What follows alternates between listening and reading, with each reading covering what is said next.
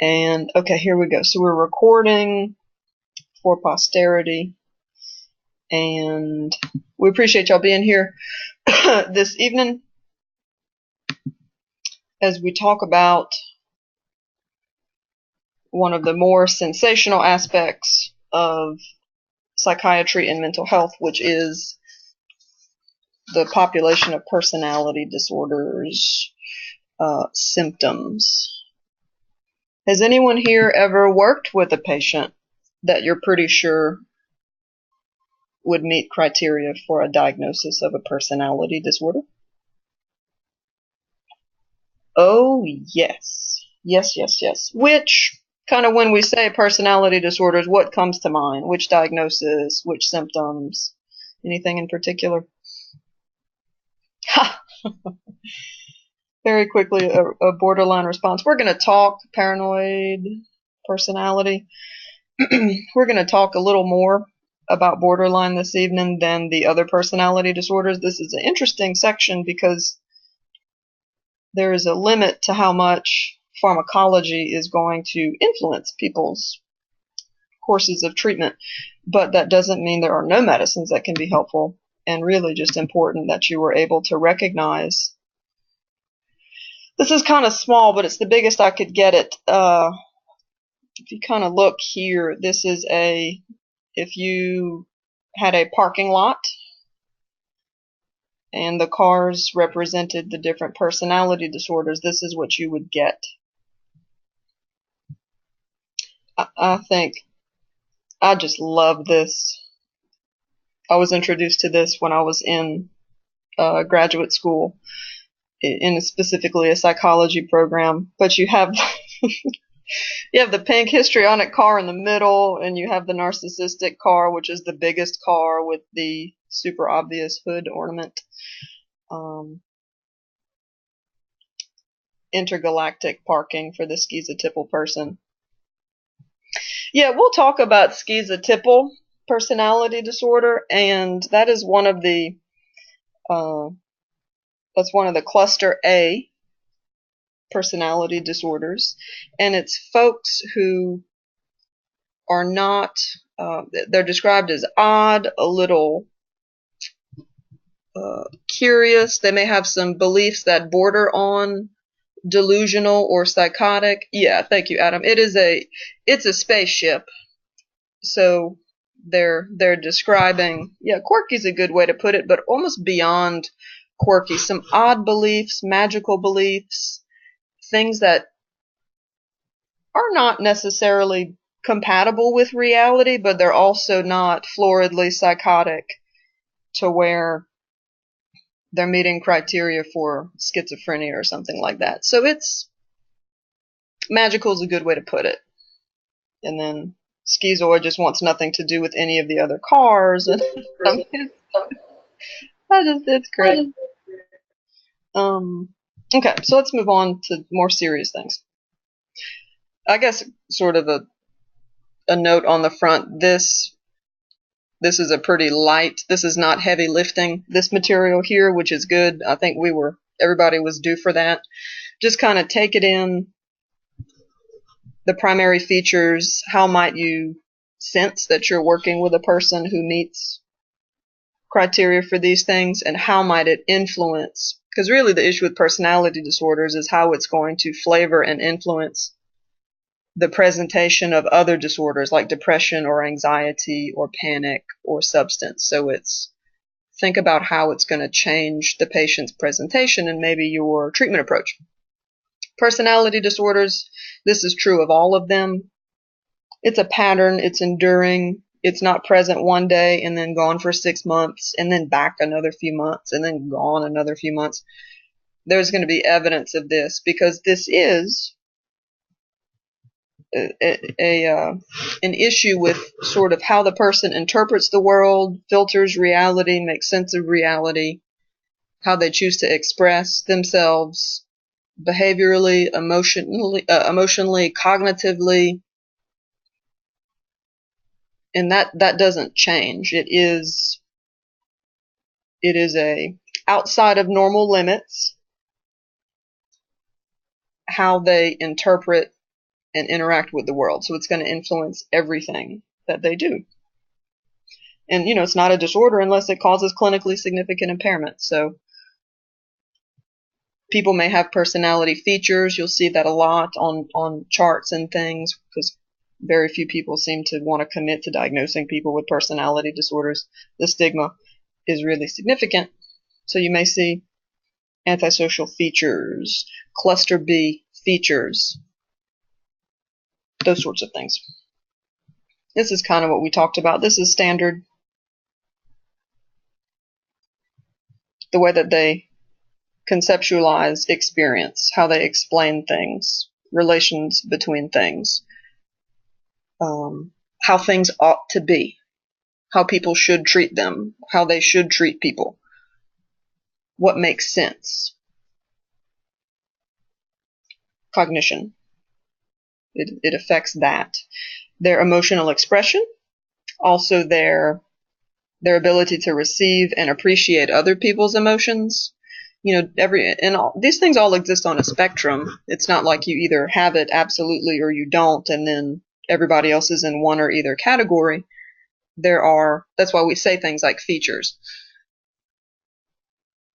But there is a range of comfort with other people's emotional expression, and everybody has a different amount that they're comfortable expressing, or ways that it's appropriate to express emotion. You go to other cultures and just there may be no emotion expressed, or it's very restricted, or lots of emotion gets expressed. It's almost unbridled. And you can imagine how affective expression and cognition, you can imagine how alterations in those two areas might affect relationships. So at least two of these things are going to be evident. Ooh, some fancy animation right there. So kind of like we were talking about, personality disorders in and of themselves really don't mean much of anything. It's how the person interacts with others where the problems may become manifest. And if I was sort of outside of normal limits in my interpretation of things, maybe cognitively or affectively, life would probably be pretty stressful. It would make sense that puts me at higher risk for inappropriate coping mechanisms. Because something that you see in especially the cluster B personality disorders, your borderline, narcissistic, antisocial, and histrionic, is a lack of real effective cognitive and emotional regulating skills, coping skills. So people are at higher risk for anxiety disorders, for depression, for substance. You often see them as associated with anxiety. With eating disorders as well. There's an impulsive element to a lot of these. So just things to take note of, because sometimes you'll work with folks and you'll see, oh, these pieces are starting to fit together. Have y'all ever worked with someone who came in saying, I'm here because I have narcissistic personality disorder? Or I am here because I have borderline PD, or I'm here because I have... You won't, because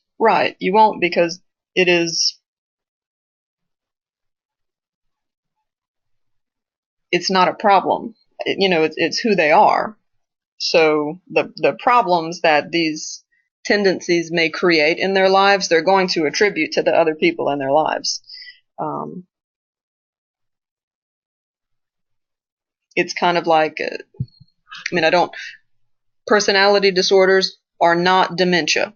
So let me just say that first. I'm not saying that these things are the same thing. Just the analogy is that as your cognition declines, that you see in dementia, you need intact cognition to be able to recognize that your cognition is declining. The thing that's falling apart is the thing you need to be able to tell that things are falling apart. Same thing with personality disorders. I mean, it's who they are. They won't see this. So, egosyntonic as opposed to egodystonic. People know when they're depressed. They feel bad. They don't feel like their normal selves. They'll say, ooh, this isn't me. This needs to get fixed. This is different from myself. Egosyntonic, that is me. So they won't see it as separate. Like Deborah saying, they don't have a problem. Everybody else has the problem. But they may come in for relationship issues, legal issues, because someone else is making them go, those kinds of things.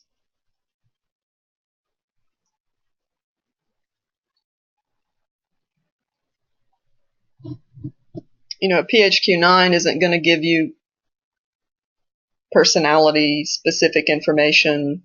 A GAD-7 is not going to give you that. These are patterns that you'll detect taking a social history. That's why social history is so important. Relationship patterns, number of romantic relationships you've had. If a 40-year-old person says, well, I've never dated, that would not be expected. If a 30-year-old person has been married 5 times and they even remarried somebody a couple of times because they realized, oh, I made a mistake and now I'm going to get back. So on either extreme, it's a spectrum, and on either end of the bell curve, take note. What was the course of the relationship? Did they start really fast and then did they end really fast? Any patterns there? Work history, similar thing. Do they keep a job? Do they switch jobs? Do they get fired or get in fights with people? Has their interest and their calling changed many times from being, I want to go into nursing, but no, I really think I want to be an artist. Well, no, I'm just going to settle down and start a family. And no, lots of changes like that. But you can only really tell looking back and establishing patterns.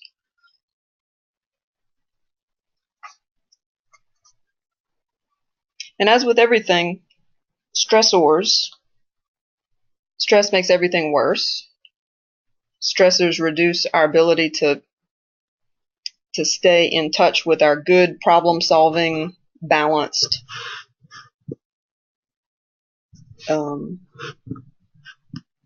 kind of perspective where you consider the past, the present, the future. Stress turns that off and turns more primal, impulsive structures on. Plus, it's just not good for you physically. Lots of stress. So some, we'll talk a little bit down the road about some medicines that might be helpful, some therapies that are going to be helpful.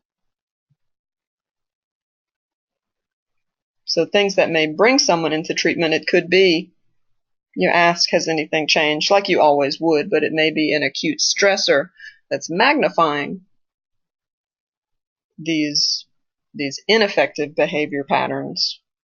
And that's what's getting them, kind of pushing them over the edge and getting them to come in for care. I think, is this the last one? Yes. On to the main course. These are the currently recognized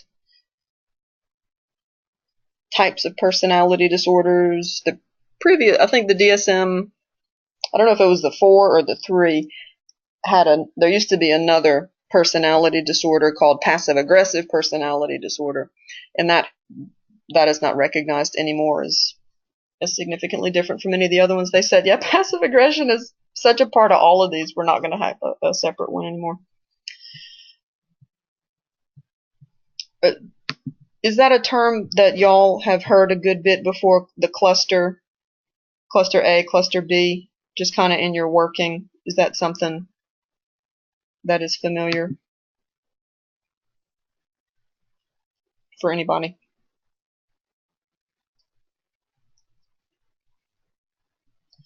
Depressive personality disorder. Intriguing.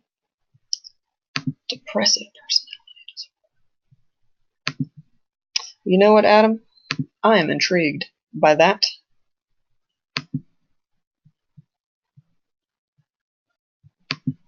So that's worth putting a dog ear on that bit of info.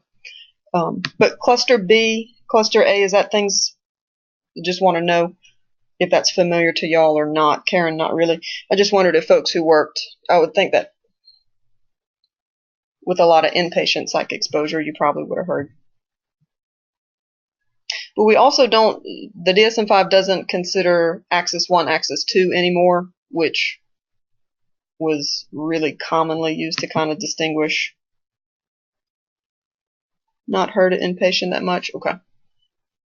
And cluster B is sort of a way to broadly describe erratic,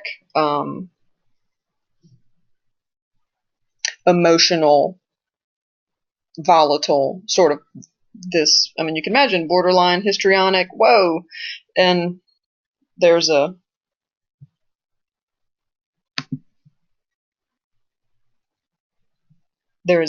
admittedly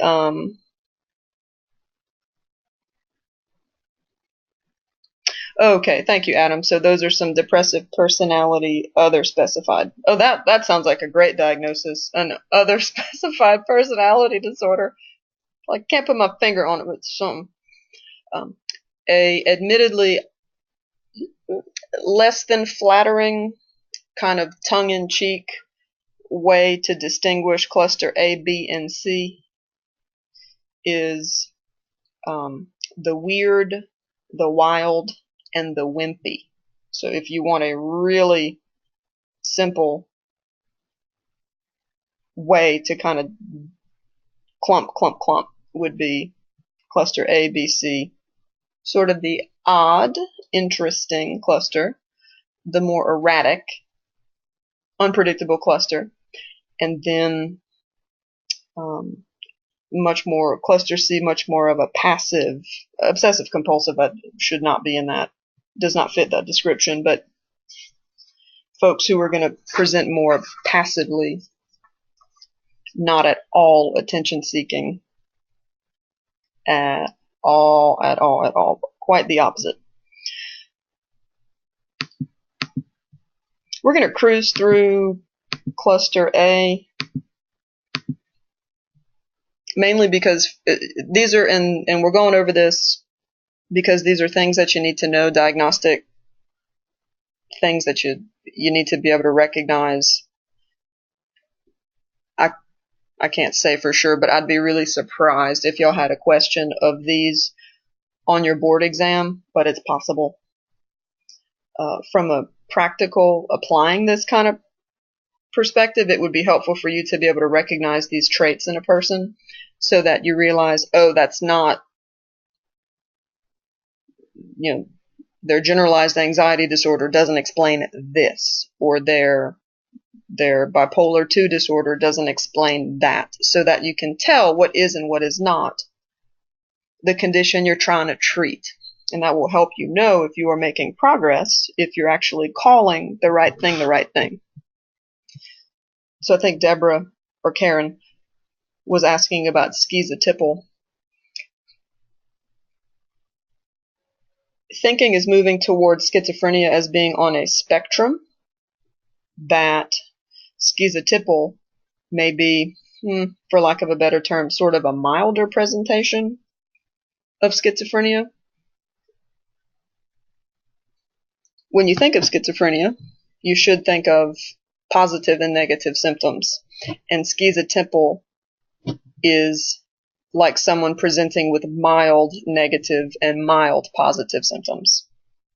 Discomfort in and reduced capacity for close relationships. They don't want friends. They don't really need people, contact with people on a regular basis. They have less concern about their appearance because they're not thinking about what are the social implications of if I'm mixing patterns that are not that aren't considered fashionable or acceptable. Not a lot of eye contact, and this is similar for schizotypal and schizoid. I think that's why they're named similar things.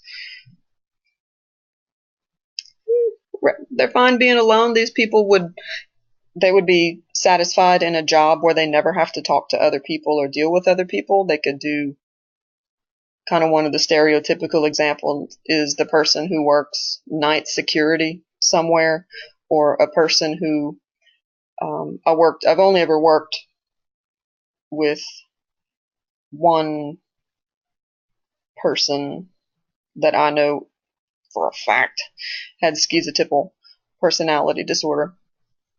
And she worked nights at a adolescent girls psychiatric kind of rehab facility. So the girls would always be asleep when she got there, and she would go in and she wouldn't have to see anybody or talk to anybody. And before they woke up, another person would come in because the shifts would change.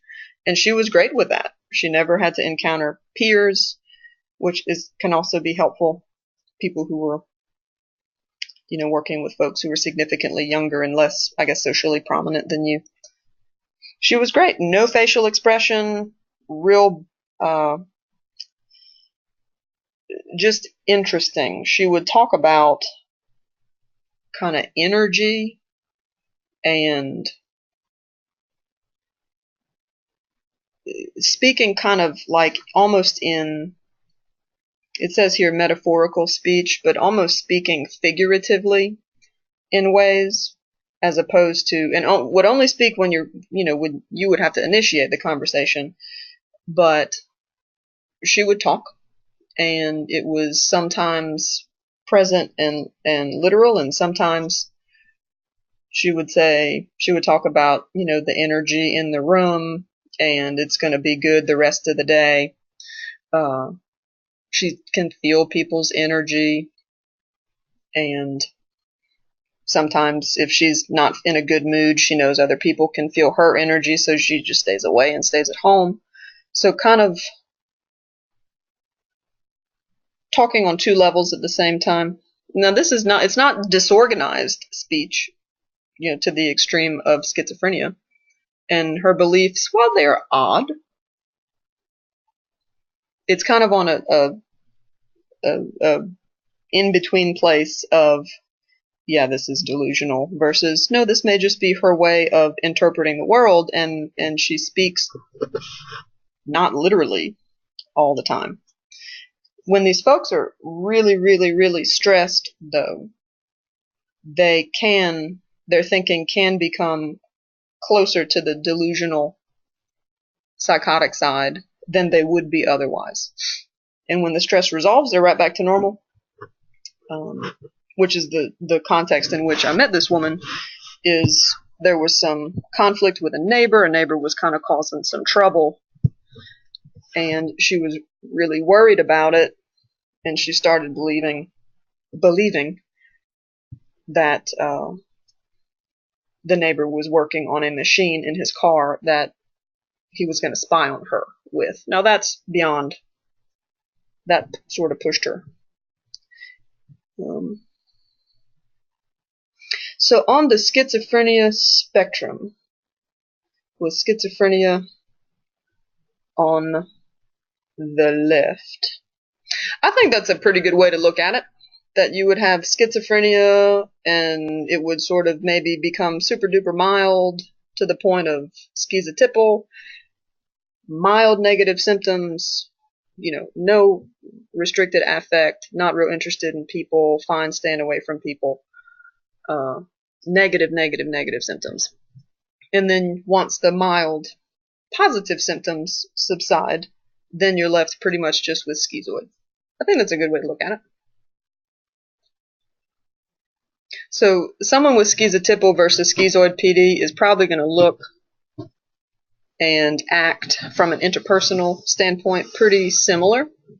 Schizoid would be, you're sort of left more so just with, for lack of a better term, negative symptoms. These folks, they will be the last person to sign up for Plenty of Fish. They have no interest in romantic relationships. They're okay to talk to their family members or not. They don't need friends. They just don't want to be with people. Where they're different from schizotypal is there won't be the kind of odd beliefs talking to spirits and planets, and there's not going to be any of that. So it's sort of like their language will be really literal, really concrete, no flavor, no color, no nothing, which schizotypal folks will have that. I think about people who decide to go off the grid, not that people who decide to live off the grid are, have schizoid PD, but these are people who would be fine living by themselves in a cabin in the mountains that they built and going into town once a month to get groceries, and then never really doing too much with other socially.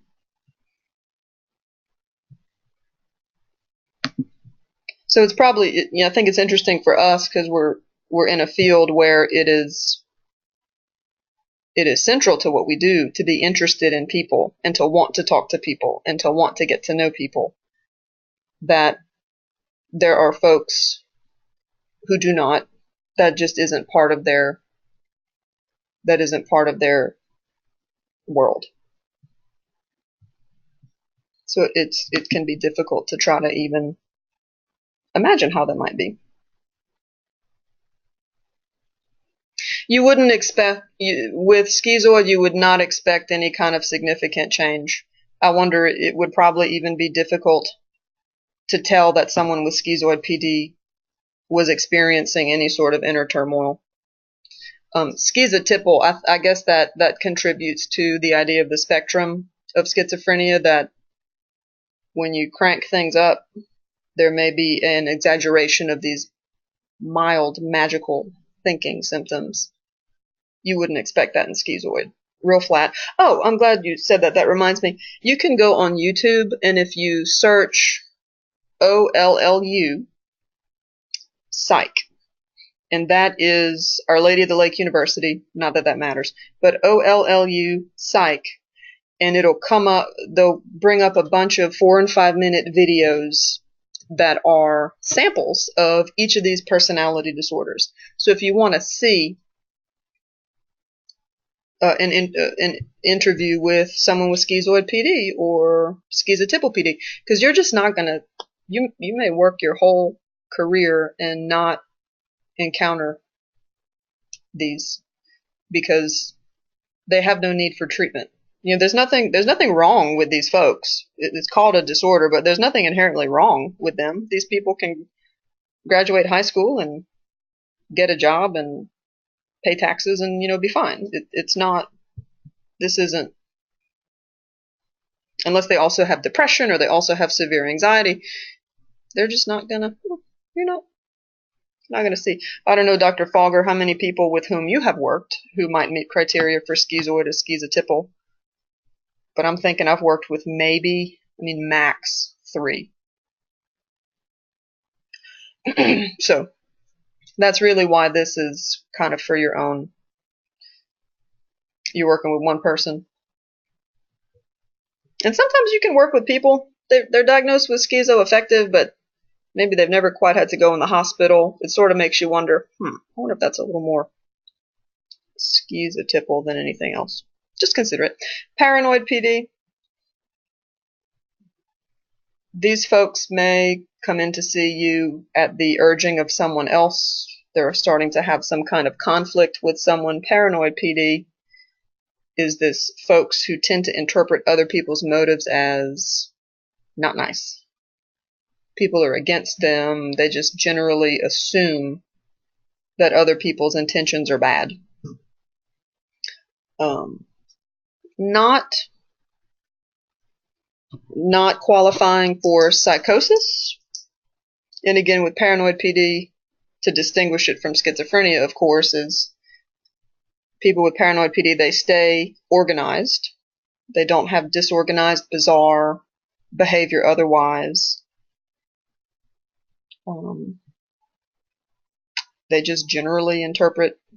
It's kind of like over-assuming threat and risk from people and kind of always staying super alert. I almost get the image of people who put up security cameras on their property. And again, I'm not saying that everybody who does that has paranoid personality disorder, but you kind of get a flavor of folks who put up cameras, and they don't trust the government, they don't trust neighbors, they don't trust society, so they have little bomb shelters and doomsday prepping and and these kinds of things. So you can imagine how this might, the concern you have for these folks is conflict resolution, because you don't want them kind of acting out their suspicions and getting themselves into trouble that way. An antidepressant might help, because there is, with paranoid PD, there's certainly a nearly delusional component to their mistrust, because it's not necessarily based on facts or information that other people would say, oh yeah, I think you are being mistreated and spied on. There might be, but that kind of obsessive, when a thought is maintained without supporting evidence, when it's kind of being, incoming information is being distorted, which is a lot alike. That's how GAD operates. We talk about that CSTC loop, which is implicated in obsessive compulsive disorder and GAD. So that might help. And it might not. So, conflict resolution. Cluster B. Excuse me. Cluster B, the dramatic, the impulsive, the volatile, the unpredictable, the flashy. You can't miss these folks, for the most part. We'll start with borderline, since that seems to be the disorder that triggered people the most. Which is so true. I mean, borderline PD is an amazing syndrome, really an amazing syndrome. And when you think borderline PD, what do you think of? Like, first symptom that comes to mind? I'm curious. Borderline. First thing.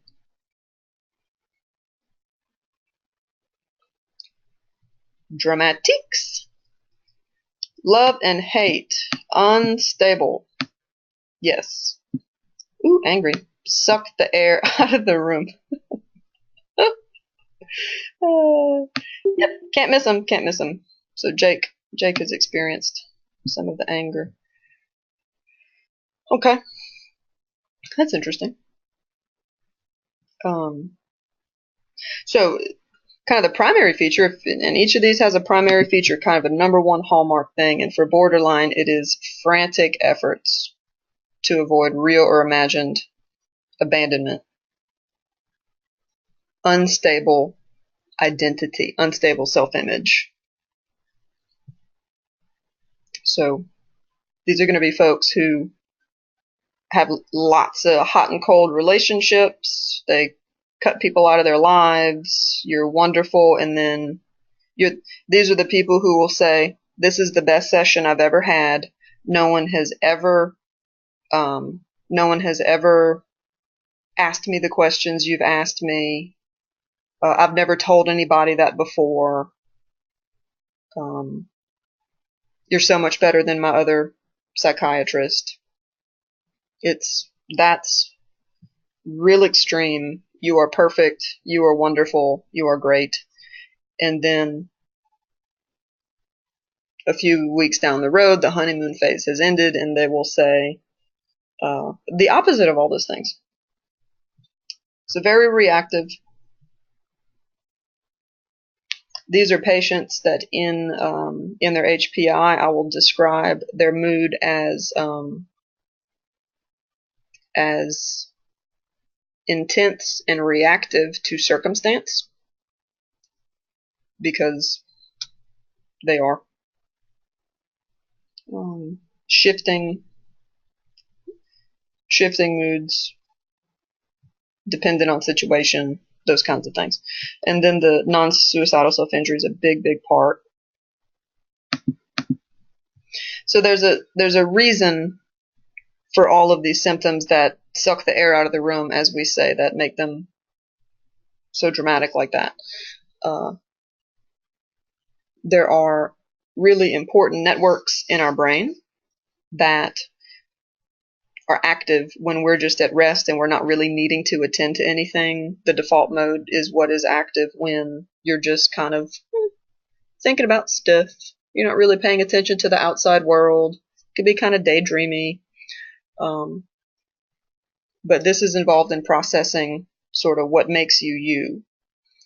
And then there's another part of another network, which is a set of structures like your dorsolateral prefrontal cortex and your orbital frontal cortex that are involved in that central executive functioning, planning, attention, sustained attention, impulse control, those kinds of things.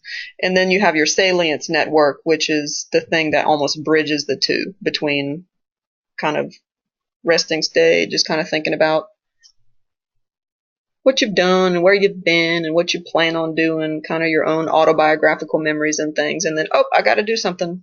Salience. I got to do something. Let me get out of this kind of just in my head mode and then toward does this need my attention? Okay, well then let's problem solve. So those are three crucially important networks in our brains that are kind of becoming more discovered these days. This is newer research being done about what happens when these networks don't communicate well. And the problem with borderline PD is that there seems to be a physiological mechanism necessitating the behaviors, that alterations in those networks and how they connect is the reason why folks with borderline PD demonstrate the behaviors they do. That shifting identity, well, it's interesting that their default mode, which is the monitoring my internal experience, memories, past, all that, it never really turns off, even when they need to stop considering me and how this reflects on me and what are the implications for me. That never really turns. Oh yeah, this isn't in the download because you can take notes on it, but you're not going to be tested on this. I wanted to spare you. But if y'all really, really want this, I'm happy to email it to y'all, but this isn't going to be testable. Nope, not testable. But the issue is that the network that is kind of monitoring internal experience and sort of keeping them consistent based on what was important to me last year versus last month versus 5 minutes ago, it doesn't connect as it should to your temporal cortex. Now, what is in our temporal lobe? That's real important. What's in our temporal lobe?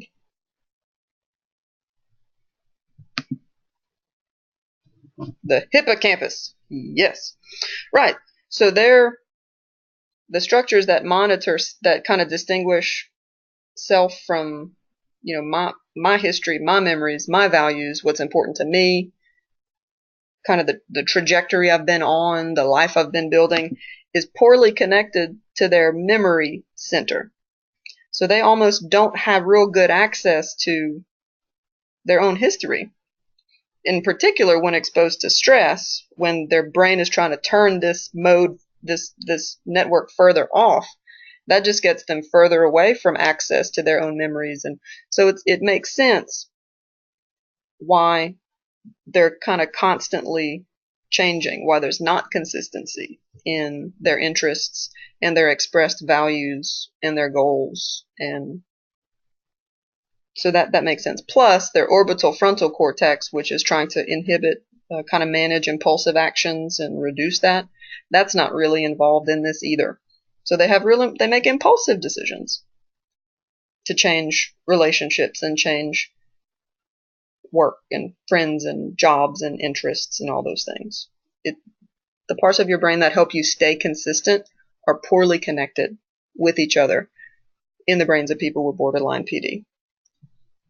And also they tend to be interpersonal difficulties. They're really in tuned to rejection signals from people. They overinterpret negative evaluation from other people, and the structures, your insula is involved with that, and it is too connected, unfortunately, to the amygdala, and the amygdala likes to launch fear responses and anger responses.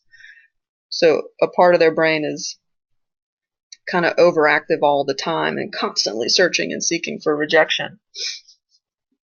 And you know that perceived or real rejection is what evokes the most distress for someone with borderline PD.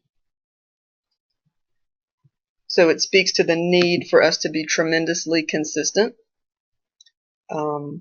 with all of our patients, but in particular with these folks, because their sensor for rejection and negative outcome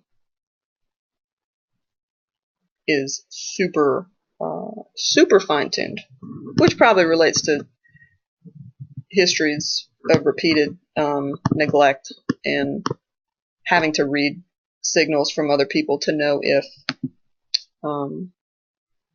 their needs are going to be met, or if they're going to be thrust into a I'm going to die because my caregivers are not present, and I'm 4, so I can't take care of myself.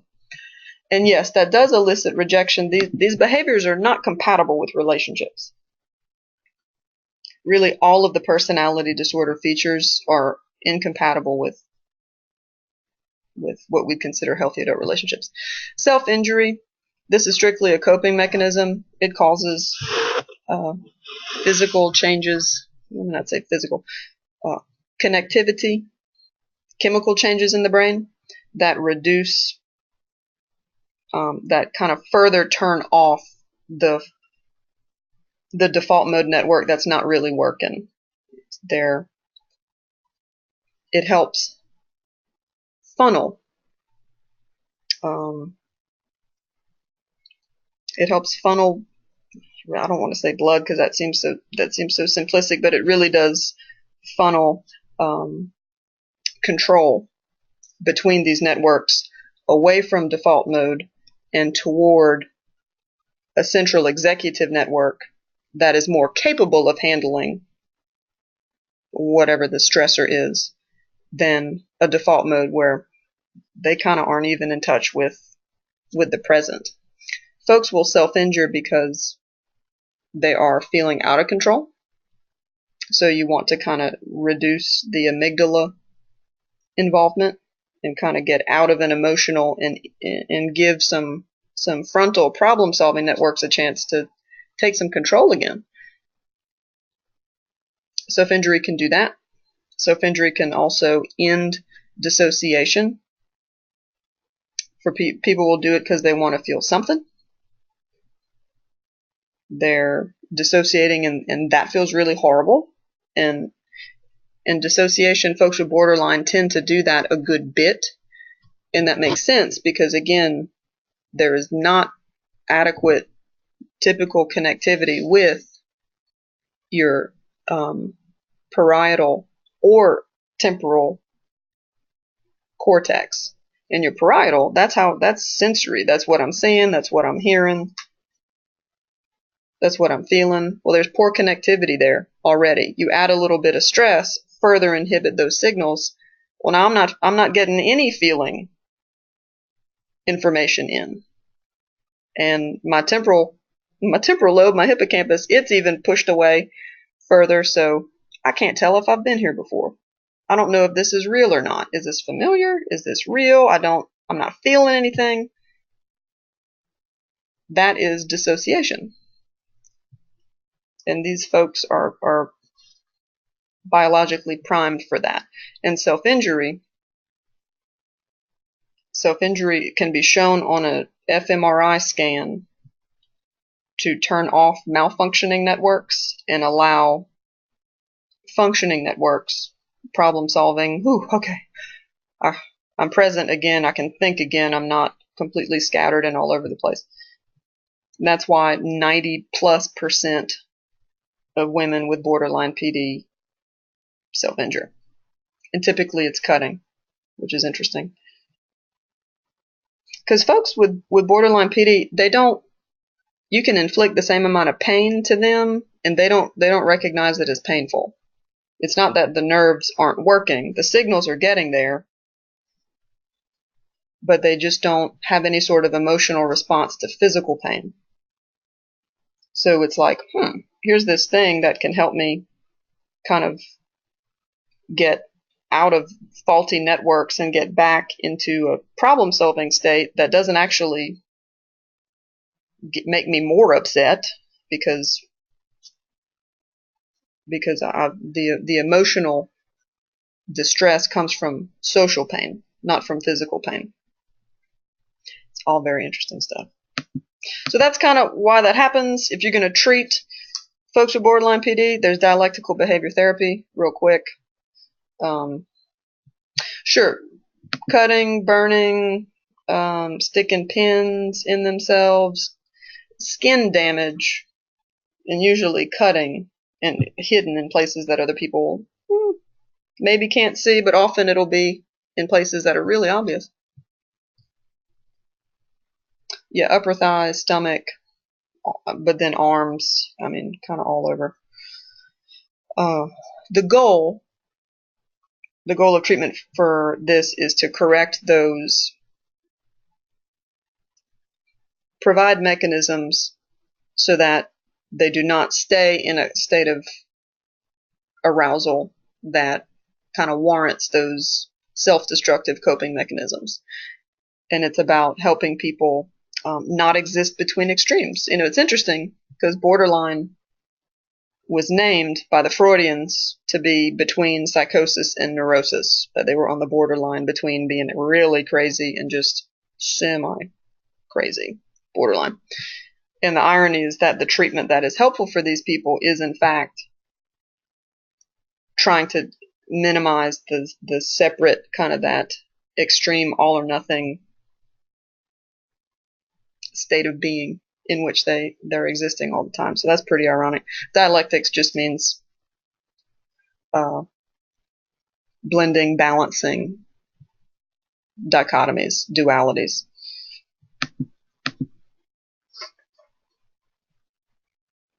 We want you to know that DBT is the treatment of choice for borderline PD. We don't expect you to really know a whole lot beyond that. We will talk about it a little more over the summer when we get into cognitive behavioral therapy, because DBT is really cognitive therapy that tries to address the specific deficits, skills deficits for these folks. You focus on trying to help them be present, actually describe the present. What are you seeing? What are you hearing? What are you feeling? Putting words to those things. They're practicing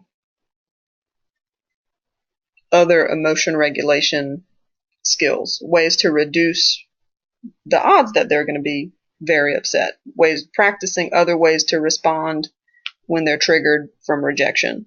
And also, I think Sabina mentioned, they tend to end relationships with these behaviors, and also practicing a lot of essentially social skills, communication skills, so that they are less likely to have relationships end badly. It's very structured, very structured, very structured, very structured, very structured. And it's been adapted for adolescents, a population that tends to have trouble with emotion regulation anyway, kind of unstable identities and lacking a lot of experience. It's been applied for strictly emotion regulation purposes, not necessarily people with borderline and with eating disorders as well. Eating disorders is highly correlated too with borderline PD. Two other, cluster B, remember sort of the dramatic antisocial. These, you may work with folks with antisocial, not because they're there for that, but maybe for a substance use issue.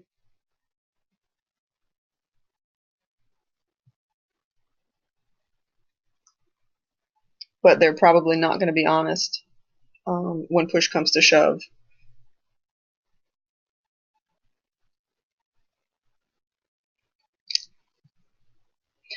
It's not necessarily, we typically say they don't have any empathy for anybody. They certainly don't have any remorse, because that requires actually feeling what other people feel. But folks with antisocial can be very charming, at least initially. They can be really savvy, interpersonally manipulative, you could say. So it's not that they don't understand the human response to things, they just don't feel anything about really anything. They tend to, like folks with PTSD, have reduced heart rate variability. It takes a whole lot to get any kind of stress response from them. They typically have trauma histories as well. Histrionic, can't miss them.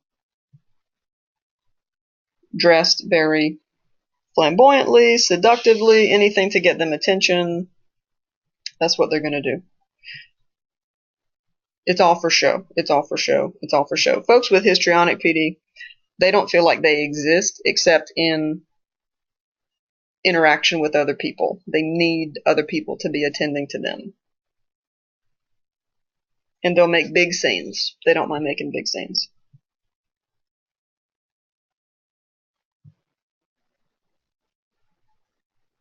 There's that Tanya Harding movie has come out, and I was watching a documentary on that recently, and her drama tended to follow her. She would have problems that would cause them to have to totally change the schedule of the Olympic performances, and really dramatic, and having problems garnering attention.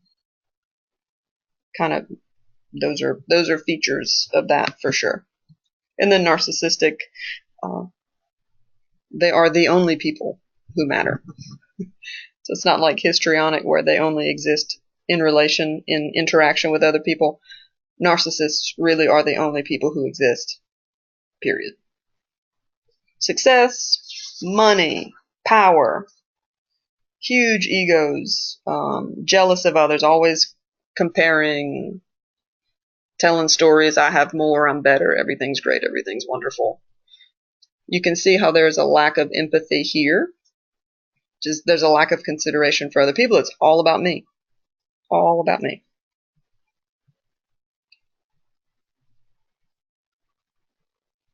Coming from the Greek mythology Narcissus, who just stared at himself all day.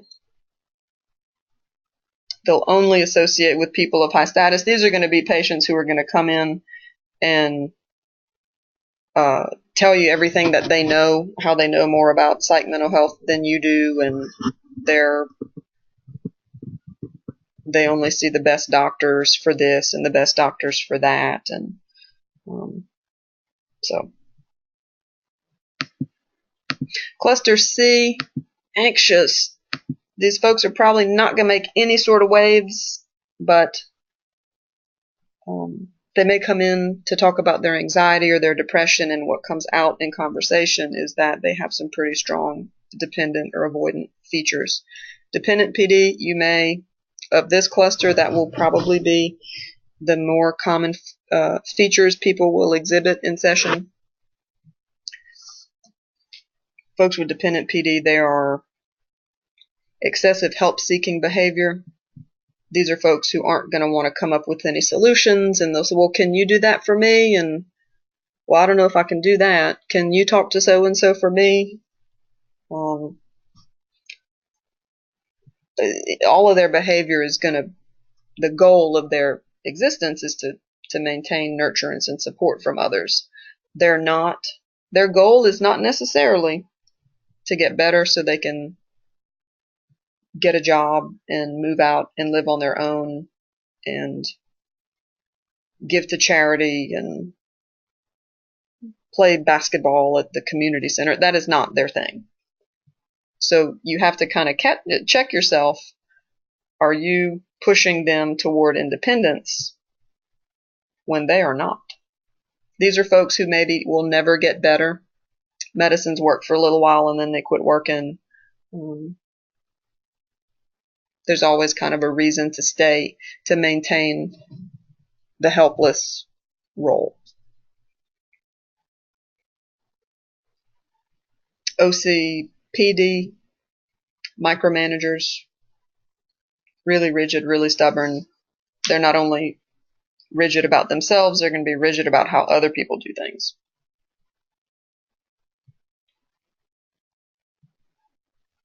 And avoidant PD, again, this is just a pattern that will come out in people's conversation of patterns of not wanting to try anything new, worried about, other people don't like me, it's going to be bad, I'm not going to do that. Oh, I really want to learn how to do something, but no, I'm going to look stupid. And then so they'll probably have pretty limited areas of interest, limited activities. Things are going to be real comfortable. Lots of comorbid anxiety, in particular, in dependent and avoidant PD. Not inherently a reason anybody's ever going to go to treatment. So we just want you to consider, maybe that's not GAD. Maybe that's not depression. Go back. Real quick case study, because I know we're almost out of time. This is based on a patient with whom I worked. Details are changed to maintain confidentiality, but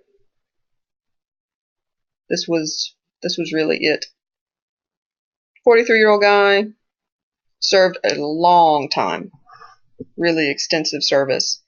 Honorably discharged E9. That's a very, very high rank. That might be the highest enlisted rank that you can have. I'm trying to think if there's anything above E9. I'm probably wrong, but very high ranking. He rose to a level of much prominence. Came in wanting a refill for his Valium. His panic attacks. How did that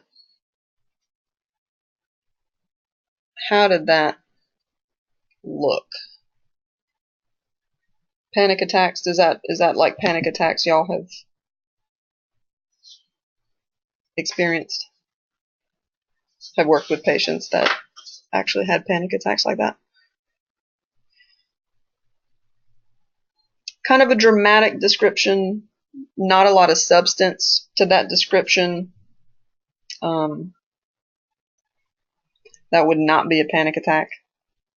But you start hearing, oh, okay, there's going to be some kind of dramatic, colorful descriptions, over the top. Oh yeah, panic attacks. If your body's going to go through that much trouble to launch a fight or flight response, it's going to last longer than 30 seconds. Absolutely. 10 minutes. Steve, his psych history. Kind of in the process of doing an intake. Imagine you're doing an intake, so you're going to do all your rule outs for GAD and panic, where we just were, in depression. Uncontrollable worry? Nope. Got promoted to E5 in 2 years. He's writing a book, and 3 companies want to publish it. That is very impressive. Any symptoms of mania? Nope. My body is my temple. Psychosis? Nope. That's crazy. Trauma? I probably should have PTSD, but I don't, because I am special. People came to me for advice. Even some counselors. So you see this narcissistic flavor that I am so much better that other people seek me out. Counselors. Substance use? Nope. What does that have to do with anything? I am not making this up. This is based on a patient interaction. Depression? Nah. I'm strong. Keep going. Divorce times 4, because his spouses just couldn't understand the importance of his work. And he has amazing children. And way smarter than me, I promise you. I must have been so disappointing to him. And disability for neck pain. He did in fact come in with one of those neck things that people use to sleep on airplanes. and it was a leopard print neck roll thing, and he had his aviators on in the lobby the whole time. So you couldn't miss this guy. So I think, Karen, you picked up on some histrionic features. Yeah, same cluster, histrionic, narcissistic.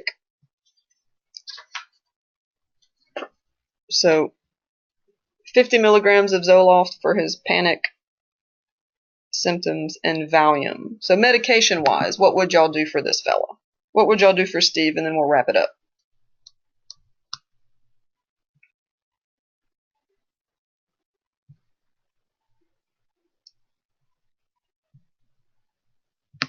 What would you not do for Steve? That might be the better question to ask.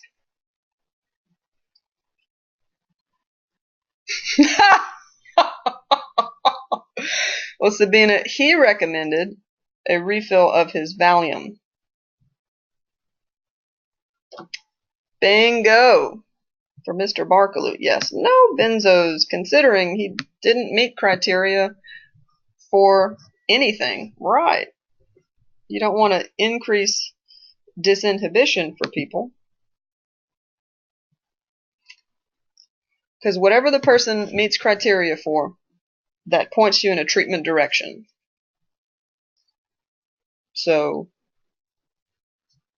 for someone who's not depressed and doesn't have GAD and doesn't have panic disorder, they probably don't need Zoloft, and he really doesn't need Valium. And you could maybe argue, oh, well, it's a muscle relaxant, and he had neck spasms from neck pain and things. A little lithium, maybe. I'm pretty sure what I did, I think I explained that medicines don't really help everything, and his symptoms would really be excellent candidates for, would really be helped by some individual therapy. And let's try that. And he was not mad when he left, but that's the one and only time I ever saw this fella. And I wish him the best, but you know, there's not a medicine for, it's not a medicine for narcissism. And that was it. So yeah, so just consider how personality disorder features could be coloring the presentation of their depression, of their anxiety. You know, Adam makes a good point.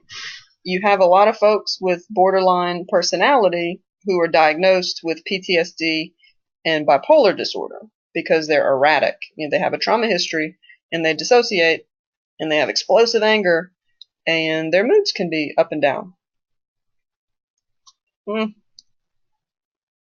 Really, really be vigilant. And, you know,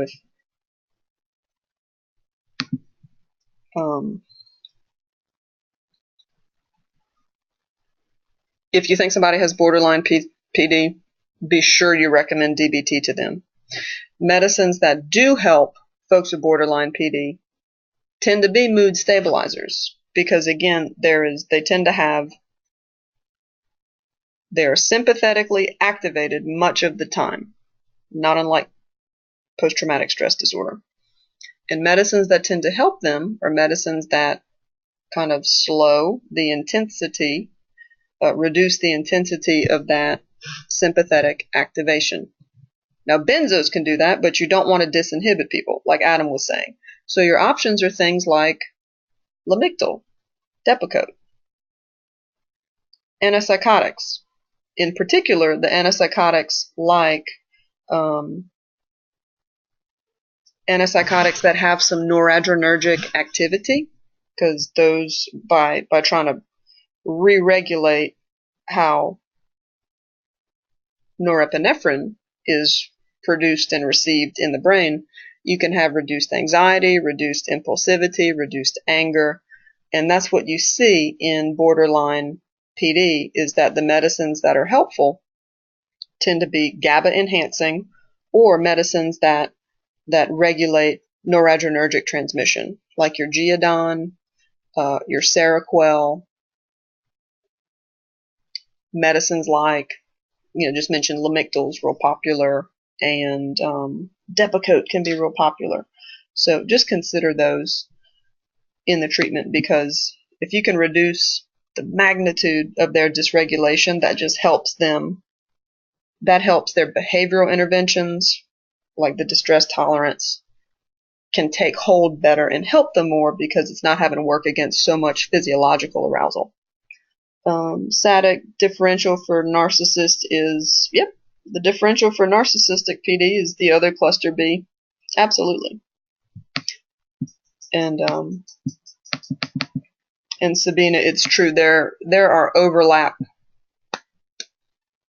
There are areas where they overlap. Kind of the colorful emotional displays, histrionic borderline, the disregard necessarily for how your behavior affects other people, narcissism, antisocial. That's why they're clustered together, because their edges kind of start overlapping. And that's why it can be helpful to just call them the clusters, because it just get it in the ballpark, because you're just trying to communicate to other providers down the road what do you need to know to help this person. They have anxiety, they have depression, they have cluster B personality. That informs my care. But we also, at the time being, we need to be cautious, unfortunately, with actually formally diagnosing people with personality disorders, because there's probably more stigma associated with that than anything else. And there's this saying that I heard from another provider, which is, what's the definition of borderline personality disorder? And it's any referral that comes with an apology. And that's a lot of people's take on borderline PD. They kind of write them off before you even meet the patient. And when you consider how perceptive they are of people's dislike of them, as perceptive as they are of any signal that someone might reject them or not like them or quit, if you're doing that before you even meet the person, they will know, and it will make it really hard to help them, to get anywhere with them. So just kind of, we always got to check ourselves. You can feel it. It just needs to not show. It just needs to not show. And that's one of the beauties about DBT, is it gives you a frame to approach working with someone with challenging personality traits, to where you can help them. You're not hindering the process. You don't feel like you're going crazy. You try to keep in mind that they have sexual trauma as part of their history. Sure, I mean, the vast majority, if not all of them, have some sort of trauma history. Trauma changes your brain. Trauma changes the way, I mean, we just talked about PTSD last week or 2 weeks ago. Trauma changes things, and it changes people differently. So while folks with borderline don't end up with this chronic, they don't stay as much in that chronic, all the time, hyper aroused state. It more so fluctuates in and out, kind of comes and goes. It's more situational. Trauma changes the brain, and it kind of necessitates these behaviors. But treatment helps. So next week, spring break. Good Lord, I'm so happy that y'all can just take a week off to do whatever it is that you want to do. Hope y'all get some good rest. And when we come back, it'll be in 2 weeks. So no class next week. And when we come back, we'll bridge this into more discussion of non-suicidal self-injury, suicide, pediatric considerations. Going to revisit some more child and adolescent kind of issues there. So that's it. And always appreciate working with y'all, and really hope y'all can get a little bit of downtime, tiny bit next week. Y'all certainly have deserved it. Any questions, or we're gonna shut it down? You could always send me an email. You'll have a really good next couple of weeks, and we look forward to seeing y'all back. The on-site's coming up too.